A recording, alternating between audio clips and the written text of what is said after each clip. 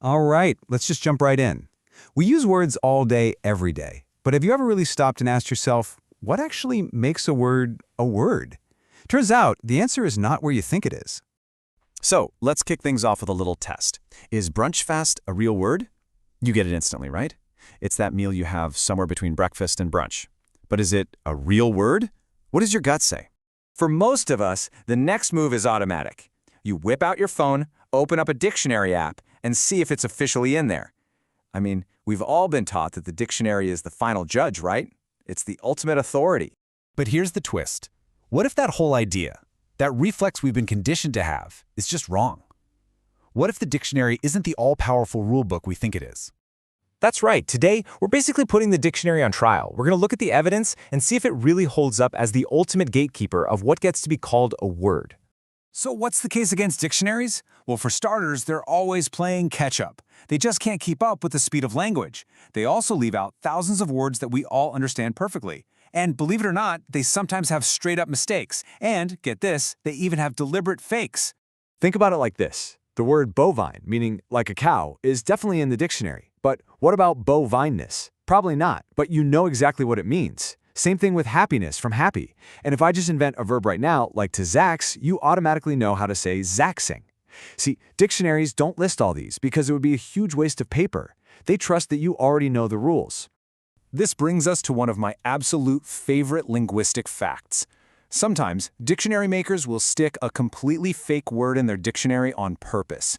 It's called a mount weasel, and it's there to catch other dictionary companies that are just copying their work. It's a copyright trap.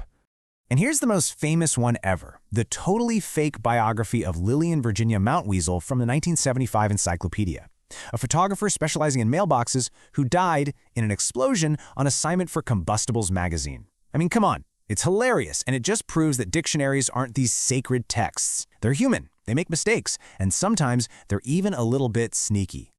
So, if the book sitting on your shelf isn't the real authority, then what is? Well, the answer? It's inside your head. Every single one of us has a far more powerful and sophisticated tool, our brain's own internal dictionary. And just how powerful are we talking? Well, psycholinguists estimate that the average high school graduate knows around 60,000 words. 60,000! That is absolutely massive. It's like learning 10 new words every single day from the time you turn 1 year old.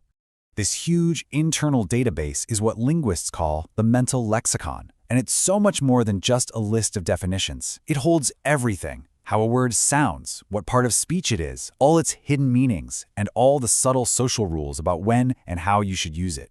The way we build this lexicon is just incredible. Think about what philosophers call the Gavagai Problem. Someone points at a rabbit hopping by and says, Gavagai. How does a kid figure out that Gavagai means the animal itself and not the act of running or its color or even, hey, look, dinner? And yet, our brains solve this puzzle thousands of times with breathtaking speed. It's a wild process called fast mapping. So, how does the brain actually manage this enormous, complex library of 60,000 words? Well, it doesn't just store them in a big long list. It uses a much more elegant and efficient solution, the words and rules system. See, it works because your mental lexicon is basically split into two parts. One part is for storage. It memorizes all the individual irregular words that don't follow a pattern, like sang or went. But the other part, this is where the genius is. It stores a powerful set of grammatical rules that let you build a nearly infinite number of new words. Just take the past tense in English. You don't memorize the past tense of every single verb. Nope. You have a rule you don't even know you know. If a verb ends in a voiceless sound like the P in rap, you add a T sound to make it wrapped. If it ends in a voiced sound like the B in rob, you add a D sound to make it robbed. You do this flawlessly, automatically, without even thinking about it. And here's the really cool part. We have fascinating proof of this from neuroscience. Studies of people with aphasia, which is a language impairment from brain trauma, show this distinction is physically real. Some patients have trouble with the rules, so they can't say walked, but they can still remember the stored, memorized word sang. Other patients have the exact opposite problem. They can't access stored words like sang, but they can easily apply the past tense rule to a totally made-up word, like blicked. And the evidence keeps piling up. PET scans show that different parts of the brain literally light up depending on whether you're using a regular or an irregular verb. Studies of genetic disorders show the exact same pattern. This words and rules system seems to be physically wired into our brains. Which brings us all the way back to our original question. Now that we've put the dictionary in its place and explored the far superior court of our own minds, what's the verdict? What really makes a word a word? So, here it is, the new definition. A word isn't just something that gets approved by a committee and printed in a book. A word is any combination of sounds that you can create and that other speakers of your language can understand because it follows the shared rules stored in all of our mental lexicons. Brunchfast is a word. Bovineness is definitely a word.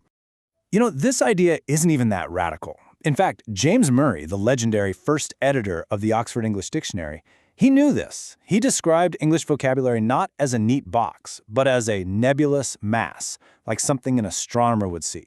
A bright, clear core of common words that just kind of shades off into a fuzzy, always changing mist. This is actually Murray's own diagram from the very first edition of the OED. You can see that solid core of common words right in the middle. But all around it, there's this shifting, blurry zone of science terms, slang, foreign words, and dialect. He knew, even back then, that a dictionary could never capture the whole thing because the edges are always in motion. So the real authority on language isn't some book on a shelf. It's the 8 billion mental lexicons active on this planet right now. All of us, constantly building and rebuilding our shared reality, together. Which really leaves just one question. What new words have you created today?